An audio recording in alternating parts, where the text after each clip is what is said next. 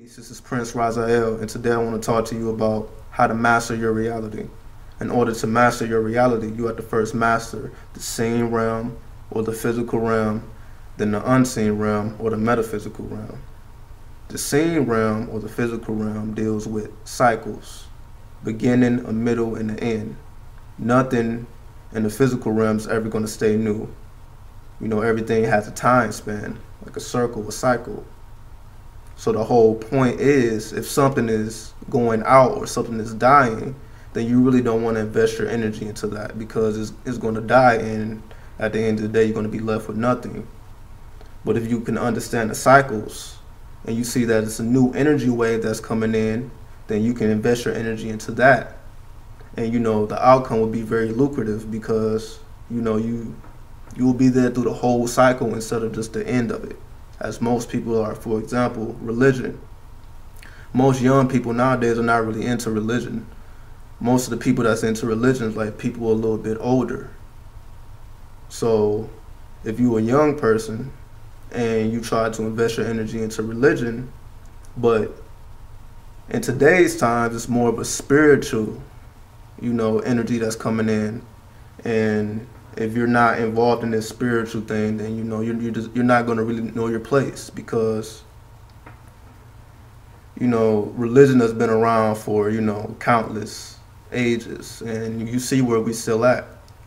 Everybody's still dumbed down by it, because religion doesn't really expand you, doesn't really allow you to grow. It kind of puts you in a box. You just learn whatever holy book or whatever, and that's it. You don't really invest no time into nothing else really. But the spiritual energy that's coming in now, you're able to explore all things, within yourself, and with, what everybody else is doing, and you able to be open to everything and to see where you fit in, or if you don't fit in, then you can just be alone on your own path, and that's perfectly fine. Now, dealing with the unseen realm or the metaphysical realm deals with the chariot, as they say in the tarot, which represents the Cancer, because as you can see, you got the light, being, and you got the dark being, and they stand side by side. Hopefully you can see that a little better. And you got the chariot, right? The man in the chariot, and he's holding like a ball of energy, which represents the womb, or the internal self. So the whole point is to reintroduce yourself to your shadow, or the part of yourself that's been ignored or suppressed due to religion or anything else, society, or whatever the case is. Because if you don't allow your shadow or the other aspect of yourself to be free, it comes out in different ways, and they end up holding you back. For example, the whole reason we dream is because we don't express certain things during the times that we are awake, so it has to come out when we dream. And this is why people like yogis or whatever, they don't dream, because they're doing everything they want to do, and there's really no point of them dreaming, because they don't suppress themselves. So if you suppress yourself, then there's no way for you to master your reality, because you're 50% of yourself. You have no idea what you're doing, or it has a mind of its own. So you're only aware of your conscious self, but you have no idea what your unconscious self is doing. When we were kids, we were fully aware of this. That's why we had lucrative imaginations, and we were able to do whatever we wanted.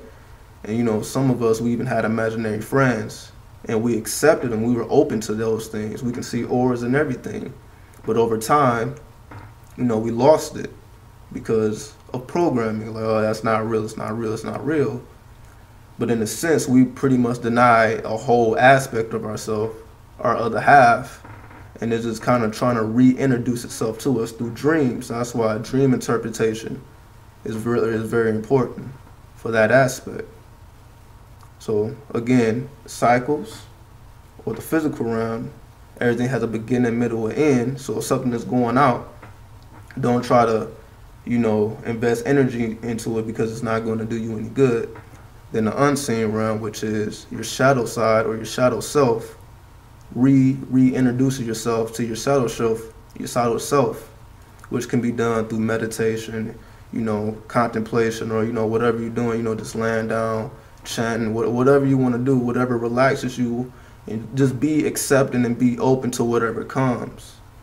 Don't, try to suppress anything. For those of us who are very sexual in nature, a lot of times we have to suppress that energy because we might be in a relationship, or we might be in a society that looks down on that.